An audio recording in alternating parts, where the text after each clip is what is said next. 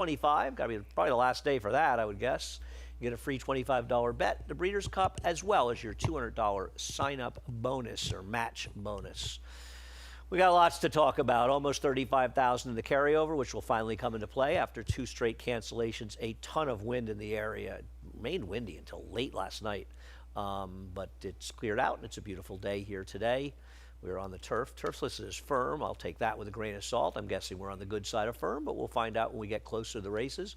What else do we have, guys? 5,000 hit and split, late pick 5 here. Just keep them rolling, Eddie, and we'll roll through them. 10% win bonus on Belmont the Big A. Got opt-in for all of these over at Ira Bets. Take about 2 seconds to opt in. Keep them going, Eddie. Money back guarantee on the Breeders' Cup Distaff. We've got one in the Breeders' Cup Turf. We've got one in the Breeders' Cup Classic as well as we roll through those. Got to opt in for that if you come in second. Keep going, Eddie. $25,000 hit split on the late pick 5 at Del Mar. Be the last 5 Breeders' Cup races. And we are on from 12 to 5:30, covering all the action from Aqueduct today. Of course, the last 5:30 posts with the clocks going back early this morning, an extra hour today means that we will be stopping around 4:30, 4 and 4:30 going forward. And last but not least, 8 to 11 Meadowlands racing tonight. If you haven't had enough of the Breeders' Cup and our races, there's Meadowlands racing from 8 to 11 tonight. I know, Meg, you're probably sticking around. You and Mom doing the show together for that? Yeah, we are, actually. All right. Race number 1 is we show Shadow Surge. And you know, we're going to pick against Shadow Surge. I'm not against Shadow Surge. It's just I don't have a problem with the 80 figure. It was a very fast race. But it's a little hard to believe for the horses in here, and I'm wondering if it's probably a number that's closer to 70. I think the rail was good that day, and he took advantage of that. The problem is that even if he runs a 70 buyer in here, there's a pretty reasonable chance that he's going to win this race. But I just didn't want to take him at what I'm guessing will ultimately be a very short price, Meg. Yeah, I thought there were a couple of maidens facing winners for the first time. I went obviously to the 7. I agree with you on Shadow Surge. Wasn't really believing that 80 that he got last time out, and he's going to have some pressure as far as the speed concerns. Same goes for the number 7. You think he's going to have pressure in here? Hang on, let's go back to that. I don't. That's my biggest problem. I don't really know who can run with him. The pace projector has him absolutely clear on the lead. So I'm a little bit scared that he's going to get an easy time, though I think your horse could at least be a stalker. That was kind of my thought process, especially John Kimmel, now coming off a bit of the freshening, a move up for him, obviously facing winners for the first time. And, you know, the number 5 is interesting there. I feel like he's might be a little chilly as far as the price is concerned. He's now second off the layoff for Linda Rice. He's got races that can win this. He was on the lead last time out. I don't foresee him obviously doing that with the other speeds in this race. This time around, he'll probably project to be a more stalking type position this time around, but I thought he was pretty interesting there. And, you know, the 4 detail-oriented, big drop in class. You're going to get a pretty decent price on him. And if he manages to run a bit better, obviously, he's been a no-show in his last 3, but I thought the drop in class could be very much some relief for him here. We'll go through it a little. Okay, as far as Spirit Dragon, I'm not betting the Kimmel horse of a laugh. I hate the field he beat, but I don't disagree. Yeah. He is probably no worse than the 3rd legless winner. I do not get David's morning line. I don't think there's a chance in hell that my 5 horse is a shorter price than the 1. If it is, and he's right about the line, then I made a bad pick. I would much rather have the 1 at a bigger price than the 5. I was relying on Linda, on who I thought would be the 2nd choice in this race. I have no idea why anybody would bet Prince of Dance in this race. He is 3 to 1. He has him a short price. The dirt races are terrible. As far as Derek's Law, I'm strictly hoping that he improves for Linda and he moves forward. He has 1 figure that can win this race. The others are too slow. Once again, if he was the favorite, I wouldn't take him in this race. I understand you're saying about detail-oriented. His 1 win was with a huge bias in a terrible field, and even then he didn't run a figure fast enough, but he's a huge price if you like him, and we both have him 4th. Yeah. Race number 2. Race number 2, we'll take a look at the horse that you have on top, Burning Hunk of Love, who I don't disagree with you. I think is the horse to beat. Why don't you talk about him? Yeah, Vernon Hunk of Love has just been consistently running strong races in this group. And, last time out, he didn't exactly look comfortable in that race. And now he drops down in class after, like I said, he got wired by a good horse. And he's won that second off of freshening for Chad Summers. I find him to be interesting in this race, getting back to a fast track with a group that he can handle. And like I said, I just thought he was consistently better than these types of horses that he's getting in against now, obviously. But, He is. I don't disagree with that. My problem with him is that the one win, and listen, I know Chad's been winning a lot of races lately, is that his one big win was on a wet track. I don't have a problem with him. He's the horse to beat. You're absolutely right. And those good races were with Joe Sharp. And I just wonder a little bit. Obviously, I'm not going to hold his last race against him. It was an ill-advised trip to go to Churchill Downs. I'm not sure. I guess there was no race coming up for him, but you would have thought he would have stayed here to run, but he just didn't run. I have a horse in this race that I'm just kind of married to betting on, and that's Quiet Wisdom. Quiet Wisdom, I thought, ran a winning race 2 races back when he got badly left, and I thought he could have won that race had he not gotten out. Then last time off the claim, I don't know why he was forced into a wicked fast pace by Sammy Marin. I thought that while it's nice to be forward, that's not really his running style, and it wasn't conducive to the way the race was run, a race that completely fell apart. Now, with horses like Laughing Boy in here and Cathedral Beach, he can't be part of that pace. And Louis Rivera is not the kind of hustle rider to put him in there. So I thought maybe he could sit back a little and get his better chance. I want to give him another chance. I do agree with you, though, that Vernon Hunk of Love is the horse to beat in here. Talk about Amundsen, who you have second, who I've just finally given up on. I haven't given up on him just yet. I know he took the lowest drop that he ever has last time out. I was on hand in that race that day, and I know you liked the winner, Jimmy's Big Day. I had no idea how he won that race on the lead. It was wicked. This was the only horse that could really go with them. They were much better than the rest, and honestly, I didn't think he ran all that poorly last time out. He ran really, really well last time out. I mean, they were well clear of that field. It was honestly, to me, I had no idea how the winner won last time out in Jimmy's Big Day. So, I mean, he got on the lead. It was a wicked fast pace. I think we were all a bit surprised there. But yeah, he ran with them. I think that he's still in some of his more decent form. And obviously, he's getting up in age. He's not going to be able to run on the circuit next year. He's now with Jose D'Angelo, who claimed him last time out. I still thought he was right there again amongst this group. I don't have a problem with that. I just don't really trust him because it seems like he's lost his best form. He's moving up a little bit from that race. I think a lot of people have a misconception about the last race because the fractions were put up incorrectly. I think they put up 43 and 4, and it was about a second wrong. I get it. He can win. I think Dot Stoller makes a lot of sense in this race. I think he's a horse that was probably closer to the pace going 7 last time than was in his best interest. A little bit less pace in this race should help him out, so I could use him as well. I was going to go against Amundsen. I could use the 2, 3, and 6. You went 6, 7. See what happens in race number 2. We will break, Eddie, after the 5th. Race number 3. So race number 3 will show the beginning of the Whit Storm Life is Gravy race on October 9th, because I want to show that both of these horses actually broke slow. Whit Storm, who's the number 3, he will break worse than Life is Gravy, even though Life is Gravy drops back a lot. I thought that Whit Storm broke worse in here. You're putting him on top. I did not like him today. He can win. Yeah. I'm just not his biggest fan. Yeah, I think we kind of went a little opposite directions in this race, which I kind of loved a little bit because, me. But the 3 and the 7 here, I like the way he put this race together. You could obviously see Life is Gravy trying to figure things out back there. But I thought he put in a strong run on debut. Barclay Tagg there. He's not exactly one that, gets his horses cranked to win on debut. Now getting this, to me, when you look at this race, you're just not enthralled by any of the first-time starters. At least I wasn't really leaning on any of them. None of them really excited me. I did like the number 6, but I mean, I just kind of went with the horse that I thought had the better of the experiences here. I'm not really exactly sure on Life is Gravy if he's even. I mean, he kind of gave me a turfy impression. We'll see how he fares. I did fade him, or I put him 4th, but a reluctant 4th. I have a very different opinion about that race than you do. Yeah. I don't like horses like Whit Storm. He definitely broke a little slow. I will not disagree with that. But he moved up very comfortably and set an absolutely perfect trip after that. And he angled out in the stretch. And not only could he not get by the leader, but he got passed from behind. To me, these are horses I don't really want going forward. Now, he's obviously a horse who can win. Life is Gravy gets a significant rider upgrade. not a minor rider upgrade, a significant rider upgrade for a horse that broke slow, was sort of not figuring out what to do in the back of the pack, and did figure it out late. Now, there is a fair argument that he kind of did some running when the race was over. Having said that, second time out with a rider with more experience around here, I think he's going to run a lot better in this race. As far as the firsters are concerned, we both have a first or second for John Ortiz. I know he didn't cost much money, but I respect John Ortiz. This horse is a half to a horse that actually ran in the Derby. Yeah. Attachment rate.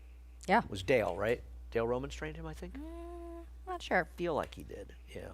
He was Feels like 14th in the 14th in the COVID Derby. The COVID Derby, baby. Did you have anything special about him, or are you just like me, you're just throwing in John Ortiz? Well, he's got a more presence here in New York via TriStar Farm. He also owns Doc Sullivan. He owns, I believe, Mo 88, who I like later on in this card.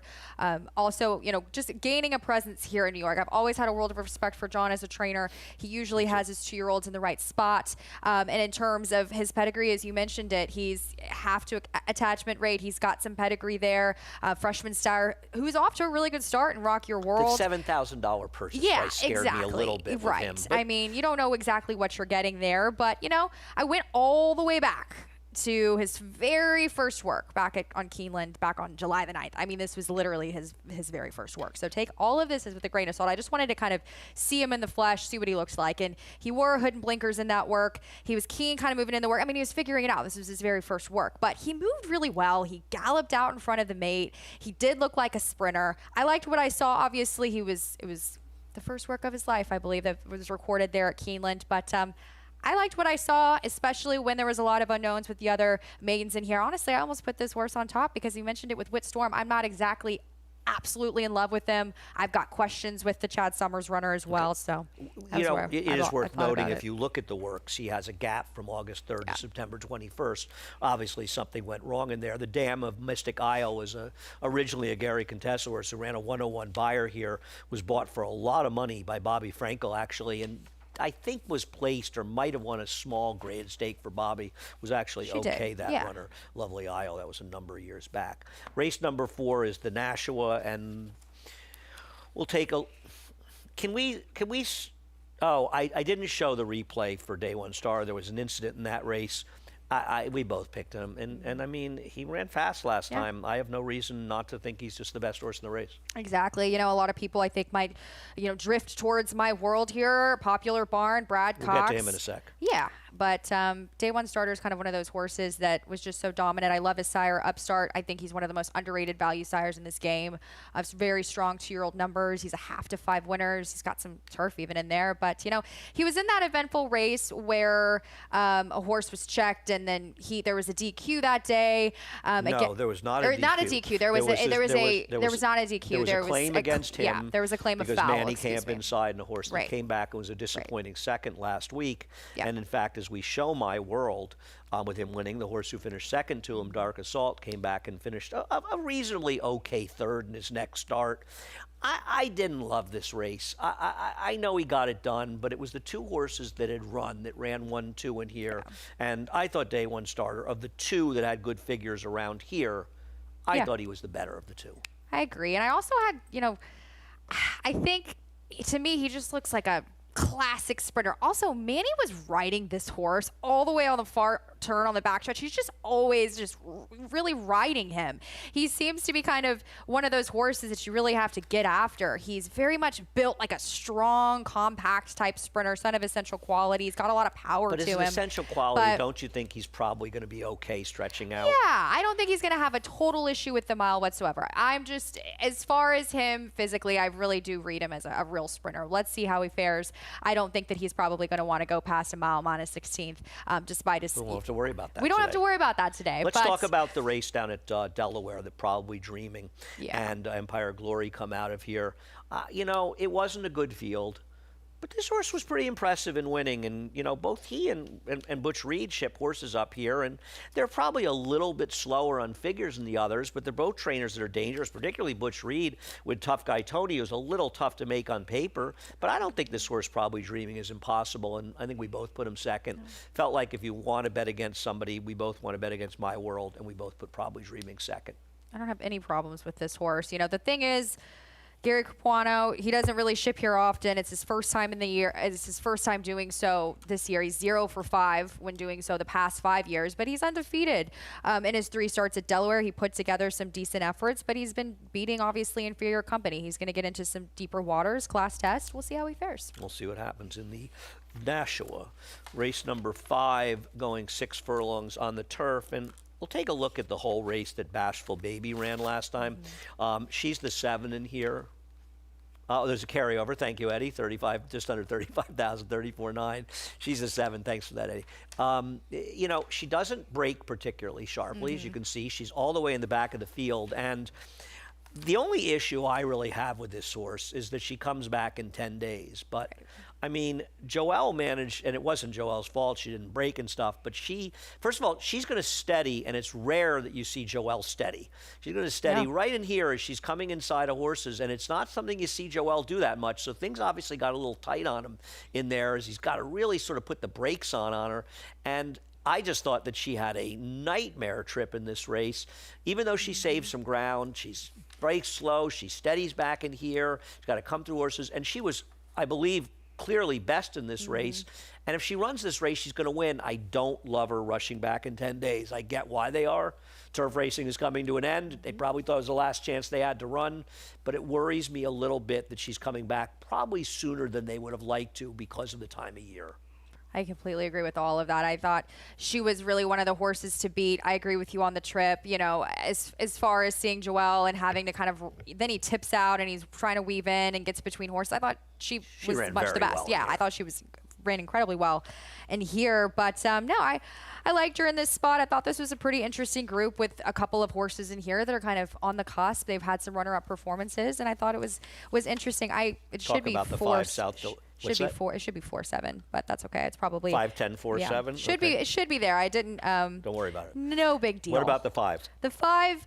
I thought she was pretty green. She was pretty green first time out. She was steadied, and I think she's got a real chance to improve. You know, as far as Amelia, second time off. You know, second time on the turf now. I thought she faced a pretty decent group on debut. She was responded well when she got a bit of relief, was allowed to get in that race as far as last time out. But you know, I think she's got a chance. 1 for 6, Amelia, as far as maidens in the money coming back for, and the money being able to come back their second time around as far as the turf was concerned. So I liked Ricardo State Honor, and I thought as far as this group, I wanted to take somebody a little bit healthier price. I think she makes sense, so that she was a logical, probably one of the second and third choice in this race. I have absolutely nothing wrong with here. I preferred her to Black Rose, who's cutting back in distance, and just don't really love those turnbacks. I like the 6 beside you. I would have bet this horse on either the turf or dirt. Flame Away has been a 15% sire with turf sprinters. Sources produced 7 horses to try a turf. 3 of them won, and 2 to 3 of them were actually okay running figures Lucky in the 90s. Curlin, yeah, full. So I thought this horse was a very interesting horse. I was also interested in this horse even if this race was on the dirt, because I thought this horse had a real bit of a trip first time out, was kind of sneaky and kind of interesting, has pedigree. So I'm betting on the 6 beside you. I don't know that I'll get 30 to 1 morning. Yeah. But Did David make this line?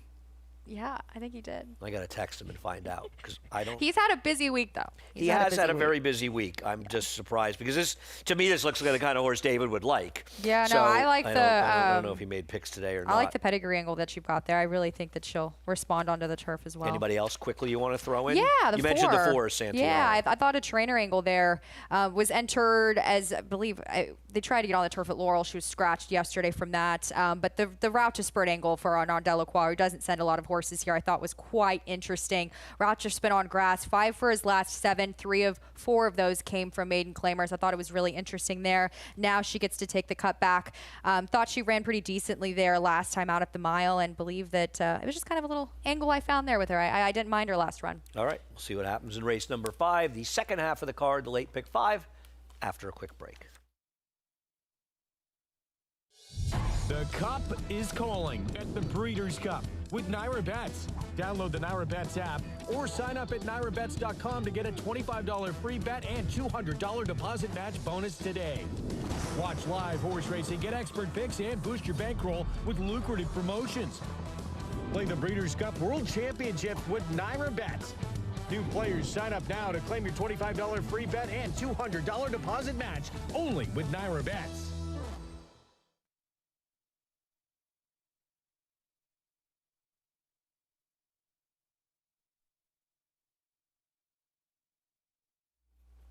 Welcome back to Talking Horses. Meg and Andy, race number 6, a bit of a replay of a race we already saw, and we'll take a look at Time to Win picking up second over Copious in this race. And Time to Win's a horse that was really set up to win first time out, just ran to a horse that ran insanely well coming off a layoff for Todd Pletcher, and then came back and didn't run as well in this race. You are taking him to run better today. I am, and I was reluctant a bit, but I'm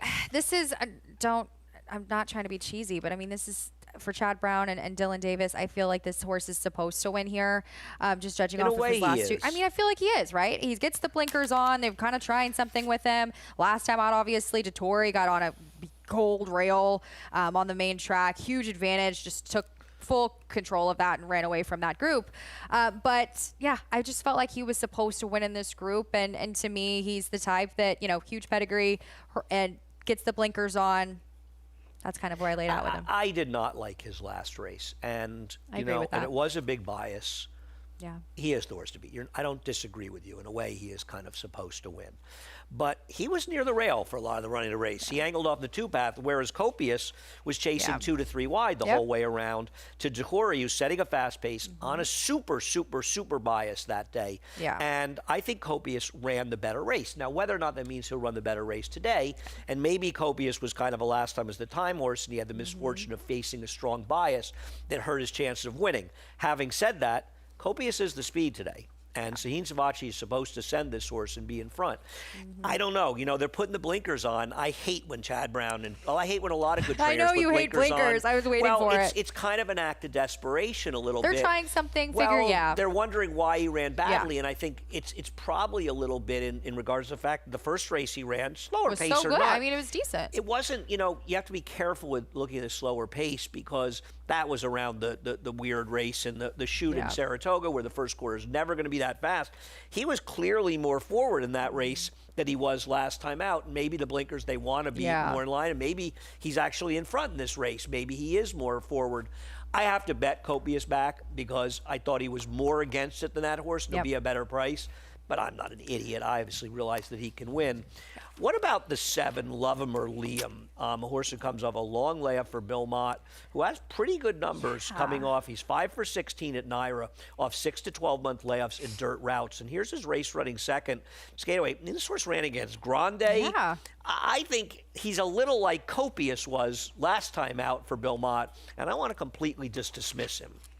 I don't want to dismiss him either. Where did I have him? I think I had him in here. Well, you can I do had whatever him you like want. 4th.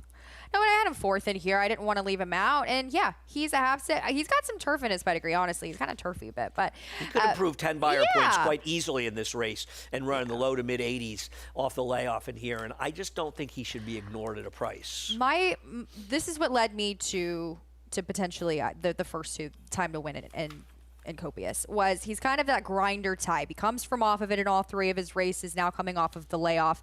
And as far as him being able to close down those 2, I was trying to wrap my head around that. But a little bit as far as the pace was concerned, that's kind of what led me to leaving him at 4th. But I agree with you. We should talk about Rodati in here. Rodati is a horse that's run some okay races, but he's also burned some real money, and it feels like my money. He feels like he's lost races he was supposed to win, and now he finds himself in a very tough spot off the layoff. See, he's the second choice in the morning line, and once again, I cannot believe he's going to be 3 to 1 and Copious is going to be 5 to 1. I hope that line holds up. I don't see it. Yeah. Redouty, he's, like I said, has burned my money, and he doesn't love to get out of the gate well. He's kind of one that doesn't necessarily miss it all the way, but he's big and he kind of takes up space and he may be comfortable with others around him, and he's a grinder. He's a big horse. He's the foal to Drake's Passage, who I've heard Maggie say this is his twin, essentially. They're full brothers, different color, but he's one of those horses that, like you said, he's getting into deeper waters. He's one of those I want him to be a little bit more tactical and engaged from the rail, which I think Kendrick will be able to do. He's been training along well now, coming off of the layoff from back in April, and I like him being able to be a little bit more tactical and engaged and involved. That's where I think that he belongs in this race. We'll see how he fares. We're going to move forward. He's not going to be tactical, and he's not going to be involved. I want him to be a little bit more engaged. In the back of the pack. A little bit more engaged. We'll move on to race number 7. We don't spend that much time on horses that you and I pick 3rd and 4th. Race number 7. I want Ant Experience. I want horses that are going to be forward. We'll take a look at Ant Experience over Mo Creasa last time out.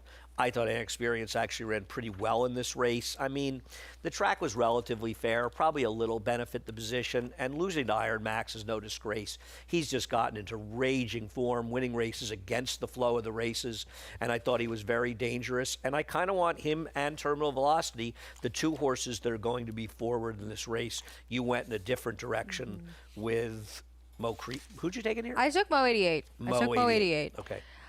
I completely agree with you about the speed in here, and I'm afraid of it as well. Ant Experience ran a big race as far as breaking his maiden. He was dominant over the summer at Saratoga, and he's sharp, and he might just be better than these. He might get to the lead, and like I said, might just be better. He's got Terminal Velocity directly to his inside, who will be speedy as well. I obviously think that the 4 will be quicker, but I went with Mo 88 here. I think that he is a climbing horse in form, and one that, yes, he got a perfect trip last time out to break his maiden. He was absolutely perfect. Not so much as when he faced Ant Experience. Ant Experience got the much better trip when they last saw each other. We beat him by 8 lengths. Right, obviously. But I just thought that he was an improving type that I thought, obviously, it's going to be difficult. He's facing winners for the first time. Others have the experience on him, but I found him interesting here. Yeah, I didn't like him, but he'll be a better price than my horse, who I figure is going to be one of the short prices. Eldelary is the big favorite in this race. I'm going to show his race from October 11th, which is last time out. And it's a funny horse because I thought he had the absolute run of the race when he went the lead in a very moderate pace 2 races back. He lost to Sounds Like a Plan, who came back and won his next start, albeit not as impressively as he suggested off of that race. And then last time out, I mean, I just thought he got a pretty good trip. He showed that he's adaptable. My problem with him is he should have won this last race. Yeah. And I don't know. I felt like he kind of got second when that other horse passed a little bit. I don't know. He can win. I didn't want him as the favorite here. I wanted a horse that would be more forward than him. Yeah, I agree with everything you just said. He was supposed to win last time. He was the favorite, and I didn't like him as far as the way he got beat last time out. I'm getting a little tired of Amplitude. I suppose he's not impossible in here, but he's just shown that he's just not really gone forward. Race number 8. At 7 furlongs. I thought race number 8 was an extremely difficult race. And I'm going to start with a horse that I have fourth that you have nowhere, and that's Timaeus. I mean, I don't know what to do with this horse because, okay, he got a good trip to win against inferior horses 2 back. Where the hell did this race come from last time? If he runs this race he ran last time, I want to see it again to believe it. But I think if he runs this race, he's a cinch. I found him to be an outlier 1 number type situation. That's why I left him out. And you're exactly right. If he runs back to that race, he gets the same 7 furlongs here today. I think he's going to be right there in with this group. I went against him. I want to see it again, but I don't want to disregard how well he ran last time. You're absolutely right, but so I want talk to see about it Ranger again. Battalion. Ranger Battalion, to me, while this was a difficult race for me to get through, and I did land with the favorite here, I went over this race again and again in my head, and I just went with the logical horse to me that is, to me, consistently just better than this group, as I've mentioned earlier on the card with those types of horses. He's going to be able to be tactical again. As far as getting the, he had a wide trip last out. He kind of flattened to finish 3rd, and now he's kind of shortening back to the 7 furlongs, which I love for him. So he's ran consistently all year. He's got in against Olders in his last 2, held his own, and yeah, I liked him in this spot. He's probably just meeting a softer field in here, and he is the horse to beat. I don't disagree with you. I did not like his last race, but he does run figures consistently that are faster than these. So I won't argue against what you're saying. I think you're absolutely right. I think he is the most logical horse in this race. I don't love his last race. I thought he made a move, and he just kind of flattened out, and Dreamlike just sort of blew by him, and he couldn't get by Golden Symphony, who was saying the lead. That race just gave me a bad feeling, but I cannot argue with your notion that he is the most likely winner of this race, given his figs. I'm going to bet Wistucky in here. You're going to wire him? Well, he's the controlling speed, and Sammy Marin is not bashful. He's not afraid to go. Obviously, he can't win if he runs a 69 buyer and he ran at Delaware last time. But this is a horse that in the past has run plenty of figures that are fast enough to win. I thought he'd be an okay price, and he could go to the lead in this race. I put him there, and I was kind of hoping that Uncle Jim would be the other horse that would be forward in here. And I thought Uncle Jim was okay. Didn't love his last race, but I thought he was okay. So I put those 2 over the 6. So I'm just not that thrilled with. You've got Chautauq. second this race, he is a horse that's going to need some pace because he has absolutely no speed.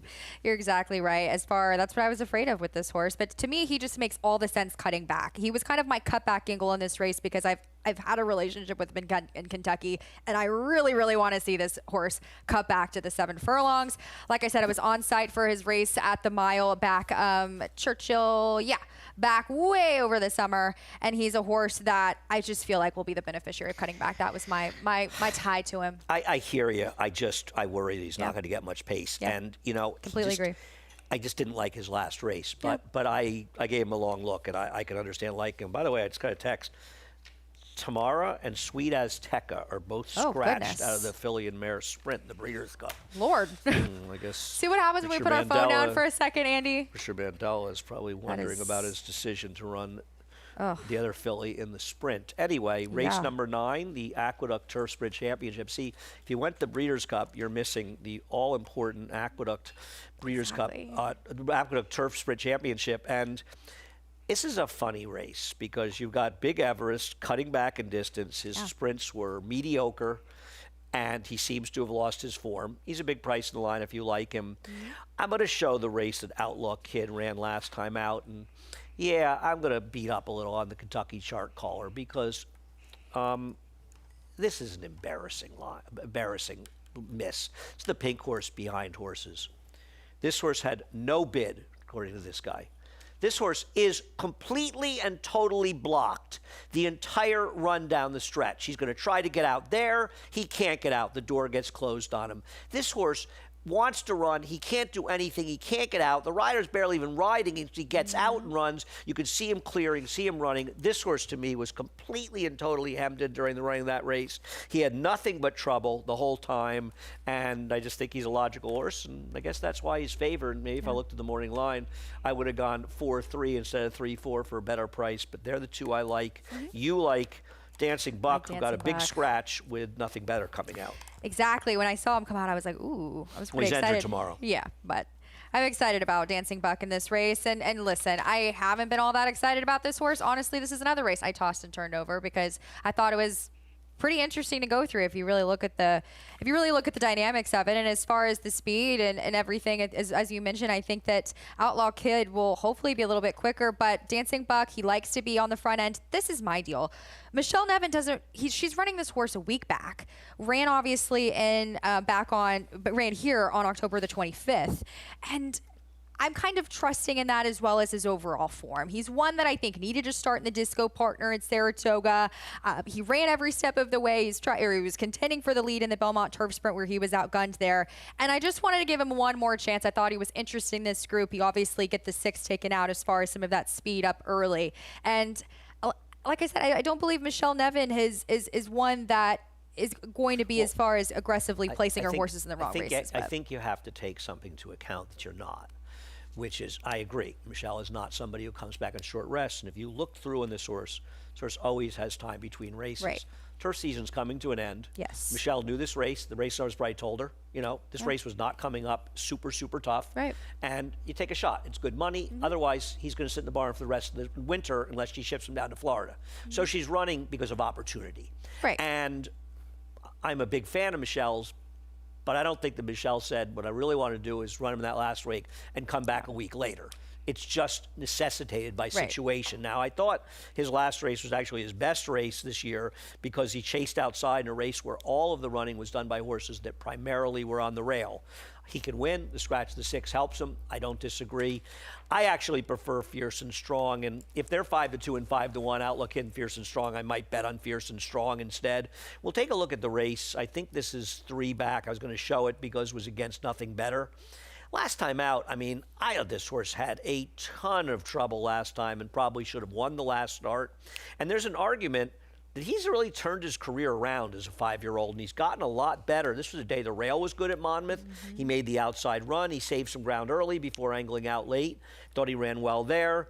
Then he went to Penn National. I don't know what the hell goes on at Penn National, but I thought his last race was very good. So I'm 3s and 4s. I get where you're going the 7, and the scratch absolutely moves that horse up. Yeah, I did leave the 4 out, which was a decision that I didn't take lightly. To me, I feel like he's a little bit better, bit shorter. And as far as these sprinters, listen, he was on a huge win streak. I mean, this horse runs at a mile and a 16th, wins on a yielding surface, then comes back and wins at 5.5. I mean, he's a cool horse. And I agree with what you're saying. I thought he had trouble in that last effort. I did not like the 2-back race at 5. And he's one to me that beating up on a different kind of quality of horses in a different circuit, and I liked him better shorter. I agree with everything you said, but he's not my favorite profile. All right, we'll see what happens in the famous Aqueduct Turf Sprint Famous. Championship. Race number 10 and a mile. We'll take a look at the favorite Capitol Hill running second. I believe this is last time out in the Gio Ponte. I have no argument with him. He lost to Salamis, who had a ridiculous trip in the Bryn Station, and I think is one of the better 3-year-old turf horses out there. So I don't have a knock against him. I just picked him second from that post at a short price, but he's the horse to beat.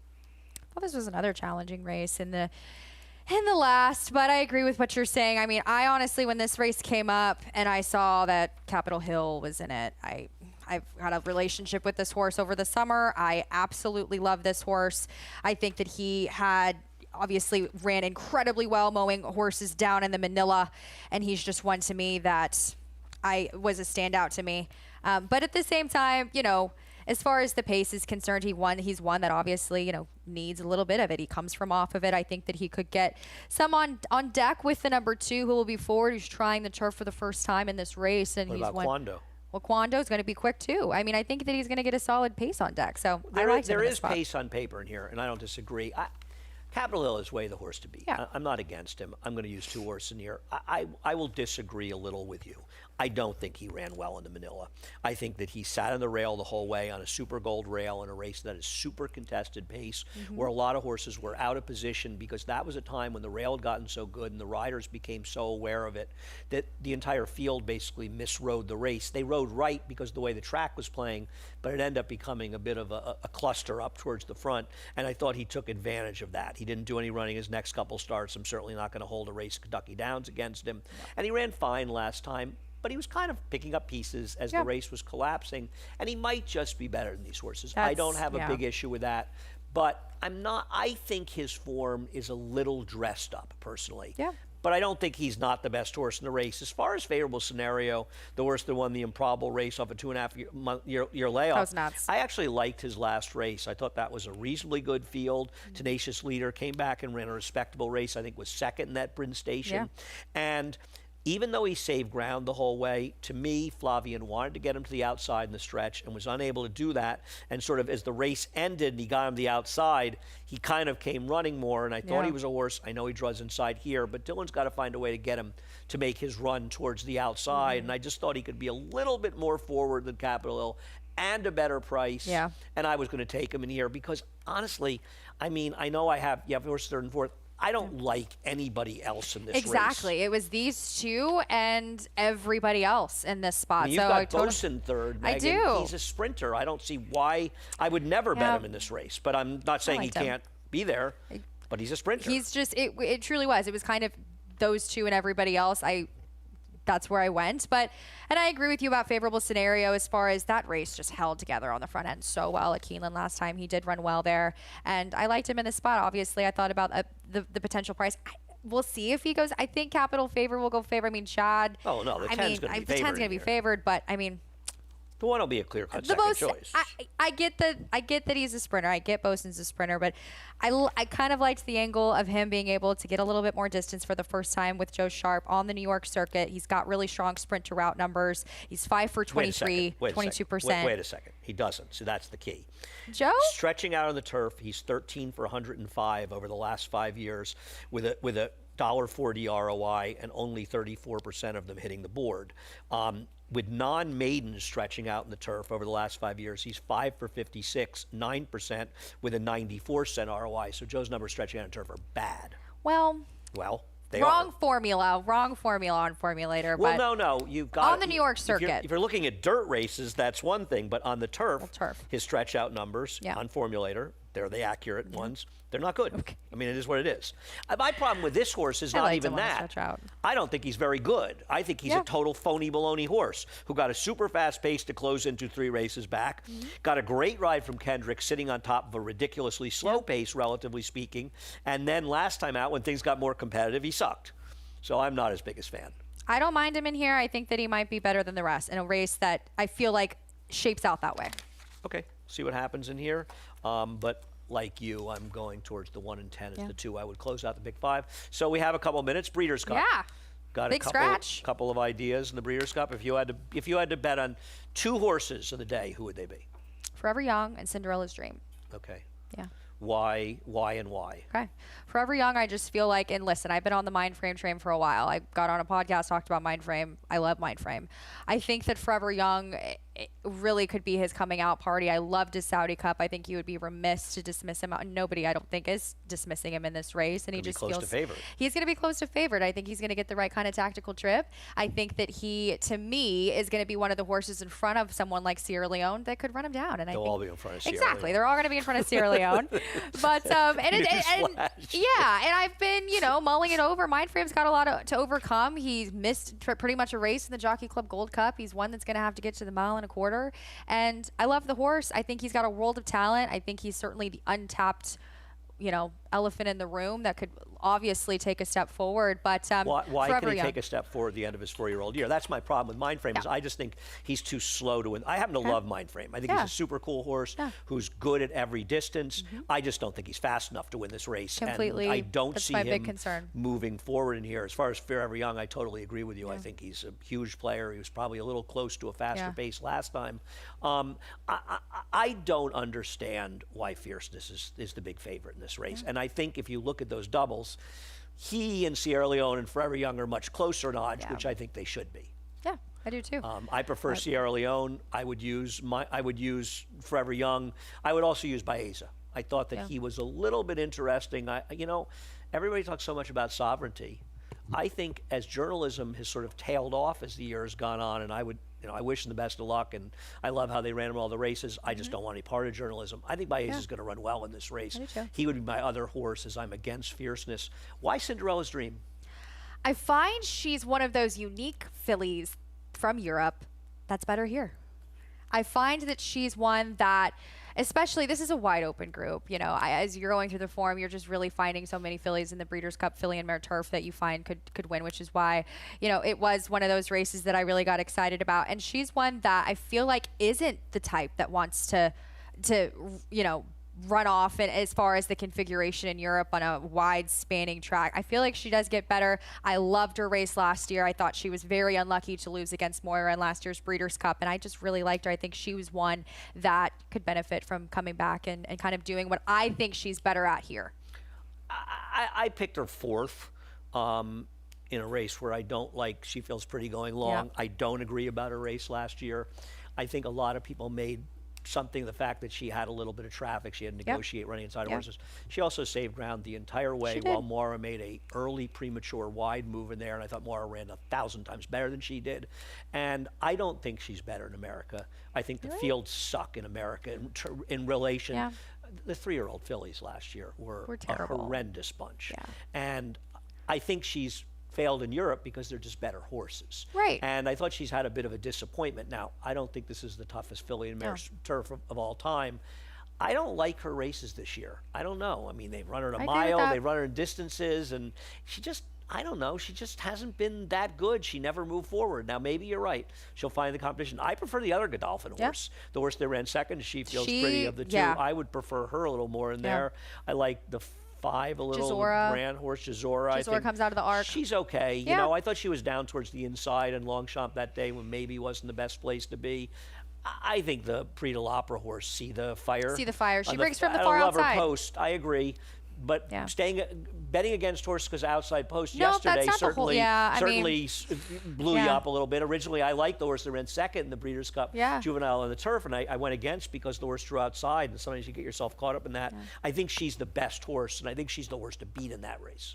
How do you feel about, as far as Beleza and some of our American fillies here. How do you? Obviously, we both agree on she feels pretty not exactly being the type. I don't want her to mile in 3/8. I love her as a horse. Yeah, and I hope she does well for Cherie as a friend. Absolutely. But, I'm interested in Beleza today as well. I think she's one that could jump up and run well at price. I agree with you. I don't think she's good enough. Right. The problem with her is, and I also think firm turf is really Exactly. good for her. Yeah. I don't care who is riding her in that race. That rider cannot give her a better ride than Jaime Rodriguez gave her last time. I mean, he gave rode her her perfectly. as good a ride as you can give a racehorse and as good a trip. And I hate horses that have to probably improve off a race where they got an unbelievably it was an incredible good trip. Yeah, I agree with you. I understand. think she's a little bit interesting Yeah. in a horse that could outrun her odds. I'm just not sure we're talking about a horse outrunning her odds Yeah. and she runs third or fourth. Yeah. But I agree. I think she's a little bit interesting. The horse that I like is the other European in the Breeders' Cup Turf, Amelach. Okay. I certainly respect Minnie Hawk. She's obviously very, very good. I talked wonder about if her a she little would be earlier. running in here if she had won the ARC. And I don't like the notion of shipping 6,000 miles because they didn't win a big race, and that was the race she was pointed to. So is she going to run as well today? Yeah. I have enormous respect for Rebels Romance, who I've sort of undersold a little bit because he love him ran in that lousy, race. a few years ago. I forgot he was the horse that went down in the Bowling Green, and his rider, Richard Mullen, I think, got hurt that day. It's a long time ago, but I'd forgotten that he was that horse. But he's a machine. The one thing I'll say about Rebels Romance, and it's the kind of thing you can say after the race when he runs lousy, when he runs well, you can just ignore that you said it.